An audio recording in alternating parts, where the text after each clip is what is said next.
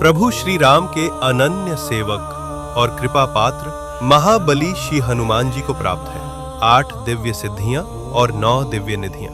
अब जानते हैं वे 8 अद्भुत सिद्धियां। अनेमा, बहुत छोटा हो जाना। हनुमान जी ने इस सिद्धि का प्रयोग लंका का निरीक्षण करते समय किया। महिमा, बहुत बड़ा हो जाना। सूर्य को निगलने के लिए हनुमान जी ने विराट रूप धारण किया था। गरिमा, बहुत भारी हो जाना। महाभारत काल में महाबली भीम का घमंड तोड़ने के लिए हनुमान जी इतने भारी हो गए कि भीम उनकी पूंछ तक नहीं हिला सके। लघिमा, बहुत हल्का बन जाना। हनुमान जी इस सिद्धि से हवा में उड़ने में सक्षम हुए। प्राप्ति, जो चाहो तुरंत पा लेना।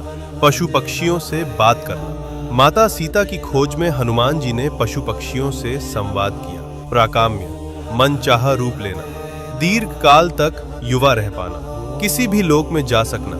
हनुमान जी पाताल लोक तक गए और अहिरावण से प्रभु श्री राम और लक्ष्मण जी को मुक्त कराया। ईशित्व, सब पर प्रभाव और प्रकृति पर नियंत्रण। वानर सेना का संचालन, रणनीति और युद्ध नीति, सब कुछ इसी सिद्धि से संभव हुआ। वशित्व, किसी को भी वश में कर पाना। इंद्रियों पर पूर्ण नियंत्रण, इसी सिद्धि के प्रभाव से हनुमान जी का अपनी इंद्रियों पर पूर्ण नियंत्रण हुआ। हनुमान जी एक साथ कई सिद्धियों का प्रयोग भी कर सकते हैं। हनुमान जी ने लंका दहन के समय और संजीवनी बूटी के लिए पूरा पर्वत उठाया और आकाश मार्ग से उड़े, तो उस क्षण उन्होंने एक साथ महिमा, लघिमा और गरिमा, इन तीनों सिद्धियों का अद्भुत संगम से किया। अब जानते हैं नव निधियां, जो हनुमान जी की कृपा से प्राप्त होती हैं। पद्म निधि, जिससे भक्त को प्राप्त होता है धन,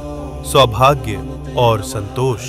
महापद्म निधि, जिससे भक्त को प्राप्त होता है स्थायित्व और दीर्घकालिक सफलता। शंख निधि, जिससे भक्त को प्राप्त होती है कीर्ति, यश और विजय। मकर निधि, जिससे भक्त को प्राप्त होते हैं आंतरिक रत्न और आकर्षण। कच्छप निधि, जिससे भक्त को प्राप्त होता है धैर्य और आत्मबल। कुंदा निधि, जिससे भक्त को प्राप्त होती है शांति और पवित्रता। नील निधि, जिससे भक्त को प्राप्त होती है तेजस्विता और दिव्य आभा।